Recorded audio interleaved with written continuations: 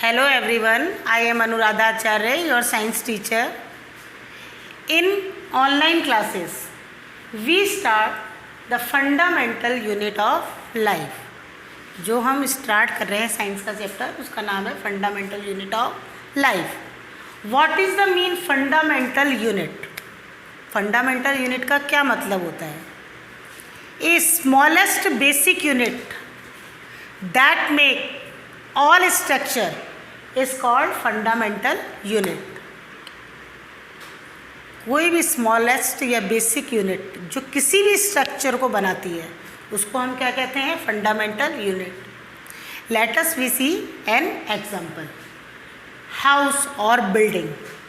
House made up of many rooms. Rooms are made up of many walls and walls are made up of many bricks.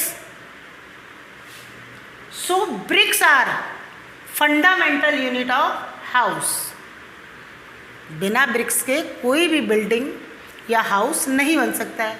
तो किसी भी house या building की fundamental unit क्या हो गई? BRICS हो गई। And other example, human body. जो ह्यूमन बॉडी है made up of many organs. Organs are made up of many tissues and tissues are made up of many cells. So cells are fundamental unit of human body.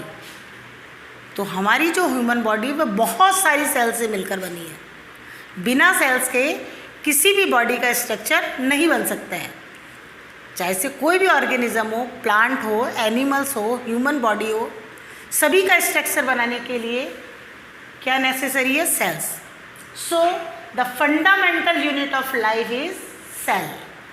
तो life की fundamental unit क्या है? Cell है। What is cell? Cell क्या है? इसको सबसे पहले किसने ऑब्जर्व किया? किसने इसको डिस्कवर किया? तो cell were first discovered by Robert Hooke in 1665।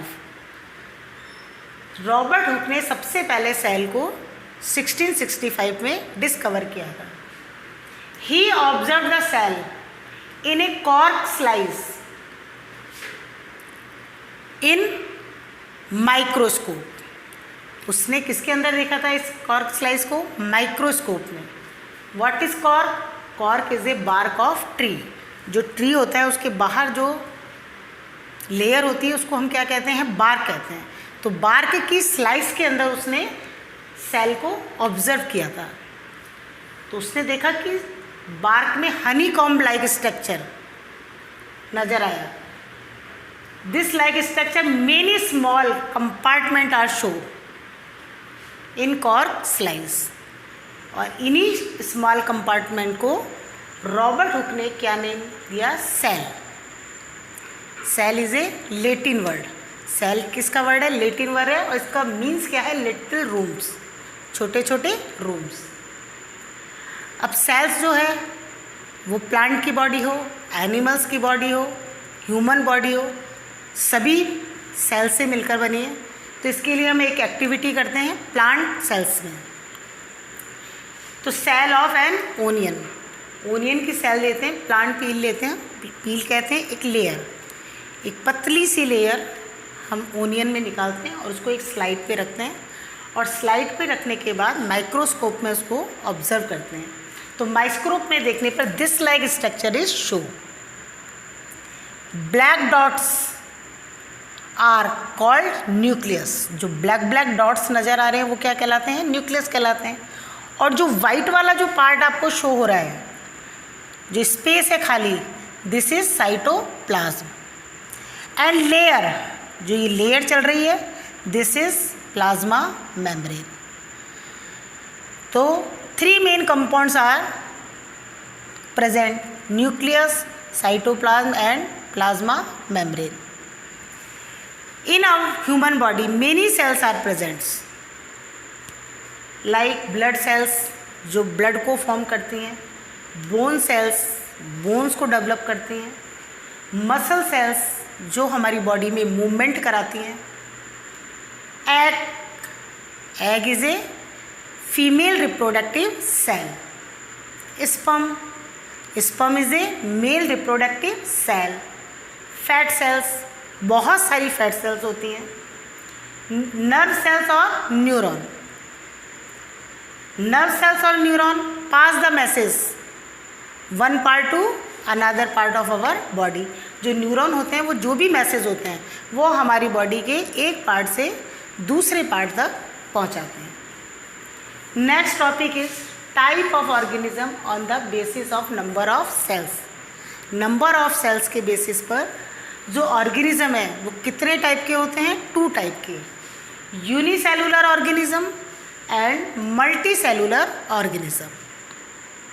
Uni means single, uni means single, it is a single cell organism, all function are performed by single cell।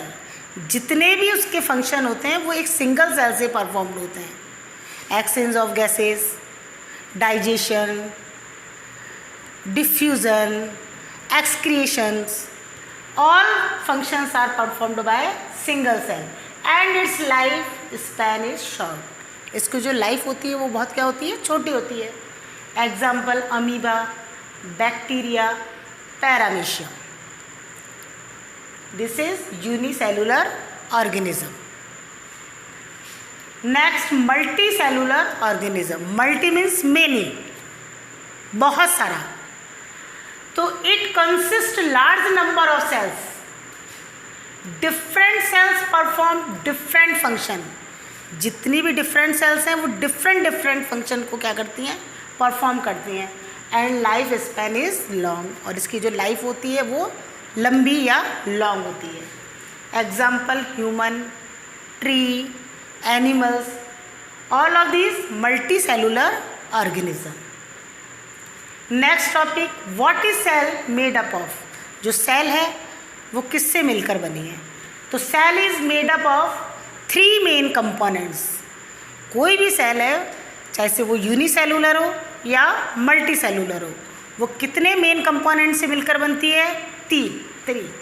First cell membrane, second nucleus and third cytoplasm. सभी cells के अंदर ये 3 components present होते हैं। First cell membrane और plasma membrane. It is the boundary of each cell. जैसे cell आपको नज़र आ रही है, एनिमल सेल, तो इसकी जो बाउंड्री जो बना रही है सेल की, this is called plasma membrane और cell membrane. Which separated the cytoplasm from surrounding. जो साइटोप्लाज्म को क्या करती है? उसकी सराउंडिंग से सेपरेट करती है। Present in both animal and plant cell. Cell membrane animal और प्लांट दोनों में होती है। It is made up of protein and lipids. ये सेल मेम्ब्रेन है वो किससे मिलकर बनी है? प्रोटीन और लिपिड से। It is selectively permeable in nature. Selectively permeable का मतलब क्या होता है? कि किस सब्सटेंस को सेल के अंदर आना है और किस सब्सटेंस को सेल से बाहर जाना है।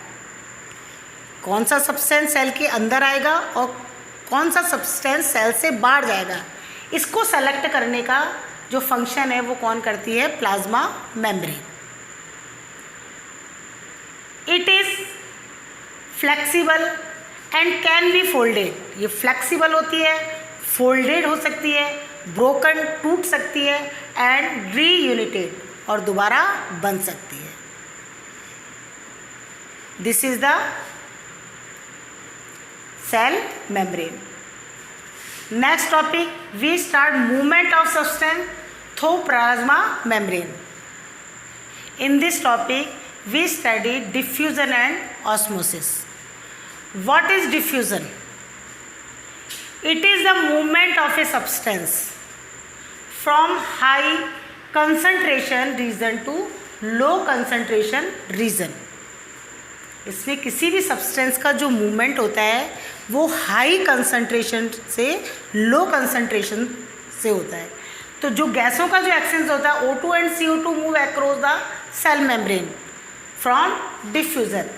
तो जो गैसों का O2 और CO2 का जो एक्सचेंज है वो किस प्रोसेस से होता है? डिफ्यूजन से। See animal cell. Animal cell take oxygen in and out carbon dioxide. Oxygen अंदर लेते हैं और कार्बन डाइऑक्साइड बाहर निकालते हैं. When concentration of oxygen is high in environment and low concentration of oxygen in cell, so oxygen take in cells. जब बाहर oxygen का कंसंट्रेशन ज़्यादा है और सेल के अंदर ऑक्सीजन का कंसंट्रेशन कम है, तो बाहर से ऑक्सीजन किसके अंदर जाएगी? सेल के अंदर. अब कार्बन डाइऑक्साइड कैसे बाहर आती है? When carbon dioxide concentration is high in cell. जब इस सेल के अंदर कार्बन डाइऑक्साइड का कंसंट्रेशन हाई हो जाता है और एनवायरनमेंट में कंसंट्रेशन क्या होता है? कम होता है, तो अंदर से जो कार्बन डाइऑक्साइड है वो बाहर आती है. In plant cells carbon dioxide अंदर जाती है और ऑक्सीजन बाहर आती है. तो जब बाहर एनवायरनमेंट में कार्बन डाइऑक्साइड का कंसंट्रेशन ज़्यादा होता है और सेल में कम होता है, तो बाहर से जो कार्बन डाइऑक्साइड है वो किसके अंदर जाती है? सेल के अंदर. और जब सेल में ऑक्सीजन का कंसंट्रेशन हाई हो जाता है और एनवायरनमेंट में कम हो जाता है, तो सेल के अंदर से जो ऑक्सीजन है वो बाहर एनवायरनमेंट में आती है. Next topic is osmosis. What is osmosis? The movement of water molecules through plasma membrane called osmosis. जो वाटर मॉलिक्यूल्स का जो मूवमेंट होता है प्लाज्मा मेम्ब्रेन से, उसी को क्या कहा जाता है? Osmosis. It is same condition of diffusion. High concentration to low concentration. जब बाहर वाटर का कंसंट्रेशन ज़्यादा होता है और अंदर कम होता है, तो बाहर से वाटर कहाँ जाता है? अंदर जाता है. और जब अंदर वाटर का कंसंट्रेशन ज़्यादा होता है और बाहर कम होता है, तो अंदर से जो वाटर होता है वो बाहर आता है. So this is diffusion and osmosis. Next lecture we study other part of cells, nucleus and cytoplasm.